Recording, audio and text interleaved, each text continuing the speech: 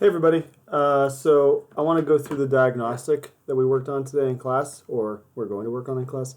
So yeah, hopefully this answers any questions. I'm going to work my way through the 8 problems, and again, if you have any questions, just bring them on up. All right, so the first few problems are all about order of operations. We're just evaluating a numeric expression, and I'll remind you that this little acronym is quite helpful when remembering our order of operations. There's a reason why I write it this way and not just P through S vertically completely. The M and D is a single step from left to right, so when you multiply and divide, it's actually one step from left to right. Same with addition and subtraction. When you write it like this, it gives you a visual cue, so you remember that. Oftentimes, many students believe that you multiply before you divide each time, which of course is not the case, and it leads to many mistakes. And oftentimes, a lot of the standardized tests that you take actually have questions designed to trick you in that regard. So, okay, we're going to start with parentheses, and we're going to notice that inside the parentheses we have addition and subtraction, so we're going to go left to right. So 4 plus 2 is 6, so we're going to say 10. 6 minus 2 plus 4, and then we're going to do 6 minus 2, which is going to be 4. So 10 on top, and then 6 minus 4 plus 4. So we're going to subtract now next, because we want to get this fraction simplified. So 6 minus 4 is 2, so 10 over 2 plus 4. Oh, by the way, if I'm making mistakes, go ahead and put it in the comments. It happens quite a bit. It happens to everybody, right? So we're going to divide now before we add. So we're going to do 10 divided by 2 is 5. And 5 plus 4 is, of course, 9. Okay? Over here, let's do the same thing. We're going to work with the parentheses first. So we have parentheses in parentheses. We're going to work from the inside out. So 5 take away 2 is inside. So we're going to do 5 take away 2 is 3. So 12 over 1 plus 3 minus 5 minus, this is 3. Okay, so we're going to again work in the parentheses. So 5 take away 3 is 2. So 12 on top. 1 plus 3 minus 5 minus 3 is 2. So now we're going to go left to right. We're going to simplify this fraction. So 1 plus 3 is 4. So 12 over 4 minus 2. And then 4 take away 2. We can get rid of those parentheses now. 4 take away 2 is going to be 2. So 12 over 2. And that's going to be 6. Oop, on off screen. There you go. Okay, number 3. We'll do the parentheses first. So 5 take away 4 is 1. So 4 plus 7 minus 2 minus 3. And then 4 take away parentheses, let's see, 1. So, okay, it's just addition and subtraction now. We're going to go left to right. We're actually going to do the bottom first just to simplify it. So 4 take away 1 is 3, just to make it easy. Now I don't really like doing more than one step at once, but sometimes if I'm pressed for time, I'll do that. But in this case, we're not going to do that. So now we're going to go left to right. So 4 plus 7 is 11. So 11 minus 2 minus 3 over 3. 11 take away 2 is 9. 9 minus 3 over 3. 9 take away 3 is going to be 6. And 6 over 3 is 2. Okay. Number 4, parentheses, so we have multiplication and addition. We're going to multiply first. So 2 times 4 is 8. So 2 plus 6 plus 2 times 6 minus 8 plus 1. We want to finish up these parentheses. So 8 plus 1 is 9.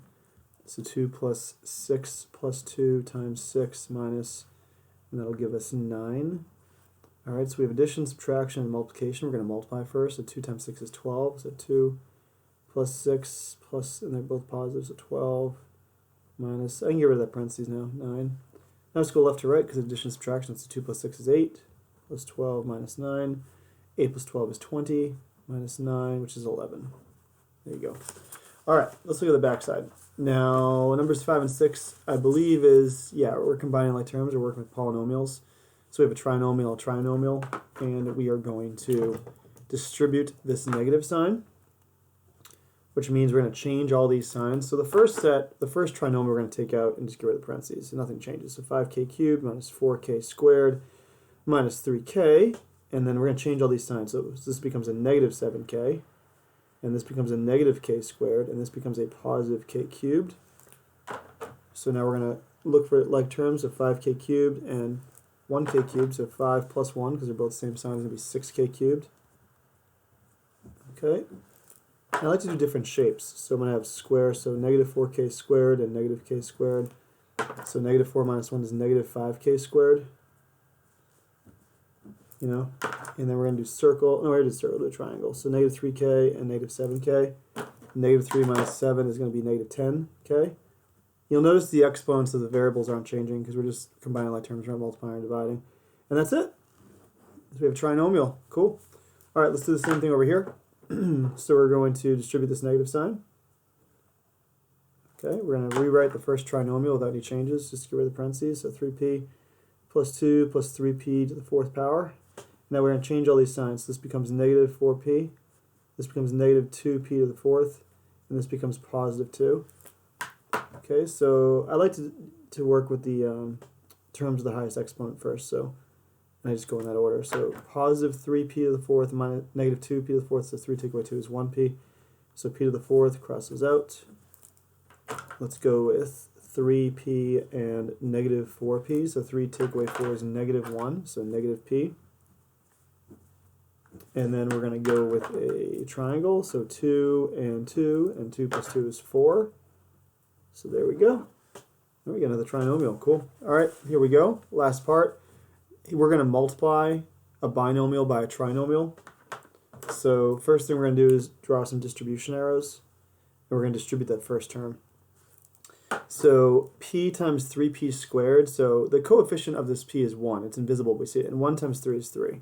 Because you multiply the coefficients, then you're going to look at the variables attached to it. So this is the same variable.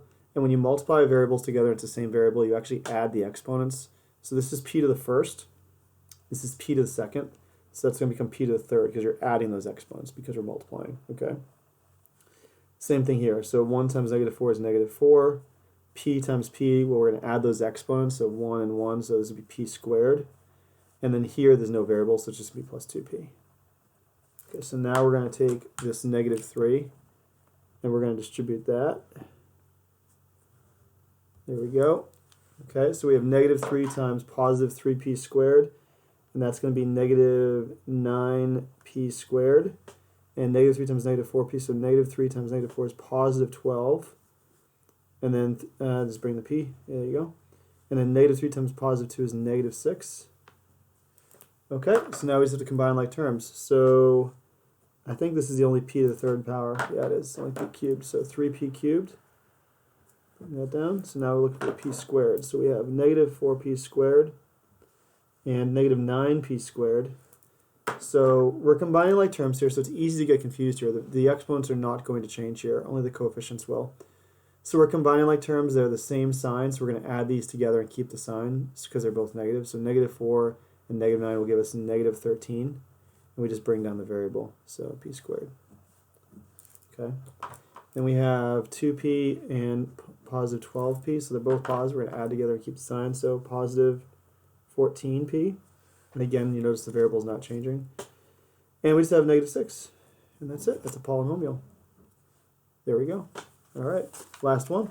We're going to do the same thing. We're going to distribute the 6p to all three terms. Just multiplying here, really. So 6 times 2 is 12. And then p times p squared will be p to the third because we're adding those exponents. 6 times negative 7 is negative 42. P times p is p squared. And then 6 times 1 is 6. We're keeping the sign. They're both positive, and p comes along for the ride. Okay, and then here, I'm going to keep back. Let's just keep them kept.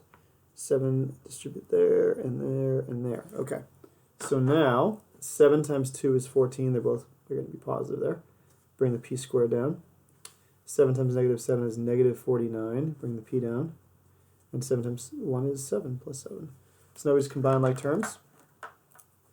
So I don't believe there's another p cubed term. Nope, there's not. So we're going to bring down 12p cubed. Cross it out. We have negative 42p squared, and we have positive 14p squared. So signs are different, so we're going to subtract. We'll do big minus small. 42 minus 14. Let's see, 32. I think it's 28. Is that right? 28, 30. I think it is. I'm going to check my math because I don't trust my math, guys. Where's my calculator? Let's check. Don't be embarrassed to check. Don't be afraid to always check your math here. It never hurts. 42 minus 14. Yep, 28. Cool. Oh, my camera froze. Hold on a second, guys. Let me pause it. There we go. Okay, cool. Camera froze there. All right, so yeah, it is negative 28. That worked out okay. Guess it didn't want me to check on the calculator. All right, so we're going to cross those out. And then we're going to do a triangle. So 6p and negative 49p. So 6 minus 49. So the signs are different. So we're going to do big minus small. So 49 take away 6 is 43. And we take the sign of the larger number, which is negative. So negative 43p. And just bring down the positive 7. So we have a polynomial. All right, so that's that. So that is the diagnostic. I hope that clarified any questions you guys had on it. If you still have any others, oh, that's the wrong one. Where is it? Is this it? Here it is. Okay. So if you have any questions on this, please let me know. I'm more than happy to clarify. Take it easy, guys.